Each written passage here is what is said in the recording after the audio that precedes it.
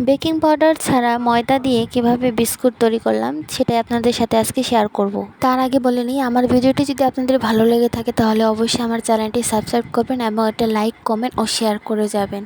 চলেন শুরু করা যাক। বিস্কুট তৈরি করতে যা যা লাগবে আমি আপনাদের দেখিয়ে দিচ্ছি। এখানে কিছু বাটার, কিছু চিনি এবং সামান্য পরিমাণে লবণ ও ময়দা লাগবে এবং পরিমাণ মতো তেল নিয়ে নেব। প্রথমেই আমি চিনিগুলো দিয়ে দিচ্ছি। চিনিগুলো আমি কিন্তু বেটে বা আপনারা ব্লেন্ডার করেও ব্লেন্ড করে নিতে পারবেন, একদম গুঁড়ো করে নেবেন। মিহি করা চিনিগুলো আমি দিয়ে দেবো। এরপর আমি সামান্য পরিমাণে লবণ দিয়ে আস্তে আস্তে হালকাভাবে এগুলো আমি সব একত্রে মাখিয়ে নেব।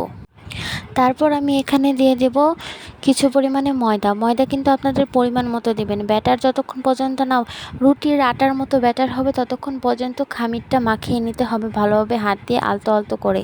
আমি কিন্তু এখানে কোনো প্রকার বেকিং পাউডার বা সোডা কিছুই ব্যবহার করিনি, যেহেতু আমার বাচ্চারা খেতে পছন্দ করে এর জন্য বানিয়েছি। আমার বাচ্চাদের জন্য আমি বেকিং পাউডার ছাড়াই বানানোর চেষ্টা করি।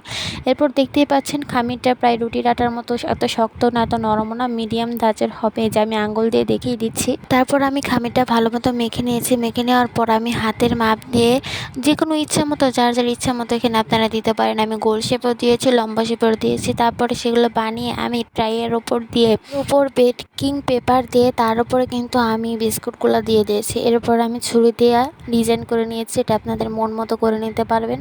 এরপর আমি একটা ডিম ফেটে নিয়ে সেটার মধ্যে থেকে ডিমের সাদা অংশ আলাদা করে ডিমের কুসুমটুকু নিয়েছি। কুসুমটুকু ভালো মতো ফেটিয়ে চামচের সাহায্যে সবগুলো বিস্কুটের ওপরে আমি একটু একটু করে দিয়ে দিয়েছি।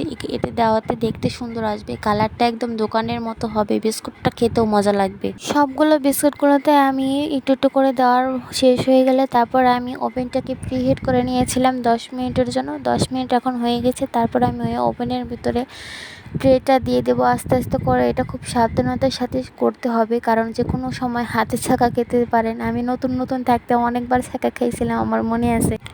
এরপর আমি ট্রেটা দিয়ে ঢাকনাটা দিয়ে দিলাম। ঢাকনাটা দেওয়ার পর আমি টেম্পারেচার দিয়েছি 120 ডিগ্রির মতো এবং মিনিট দিয়েছি, টাইম দিয়েছি প্রায় 20 মিনিটের মতো। এরপর আমি সব কিছু ফিট করে দিয়ে দিলাম। এরপর আমি চলে গেলাম অন্য 20 মিনিট পর আমি ওভেন থেকে ট্রেটা নামিয়ে দেখতেই পাচ্ছেন কি সুন্দর বিস্কুট হয়ে গেছে। একদম দোকানের মতো পারফেক্ট হয়েছে না?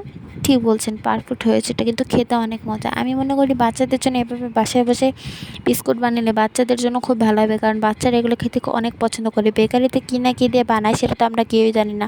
তাই আমার ভিডিওটি ভালো লাগলে অবশ্যই সাবস্ক্রাইব করবেন।